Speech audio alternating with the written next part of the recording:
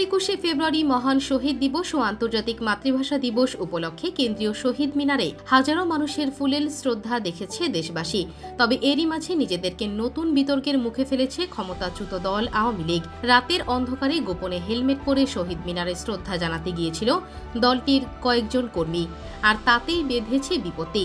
নিজেদের verified Facebook পেজে ছবিগুলো পোস্ট করে আওয়ামী লীগ, যেখানে দেখা যায় নিষিদ্ধ ছাত্রলীগের দুই কর্মী কোটালীপাড়া উপজেলার শহীদ মিনারে ফুলের শ্রদ্ধা জানাচ্ছেন। তবে এ সময় তাদের মাথায় ছিল হেলমেট, এমনকি যাতে এদের কেউ চিনতে না পারে তাই কালি দিয়ে শরীরের নানা অংশ এডিট করে ঢেকে দেওয়া হয়েছে। দলটি এমন কাণ্ড তাদের নেটিজেনদের কাছে আবারও হাসির পাত্রে পরিণত করেছে।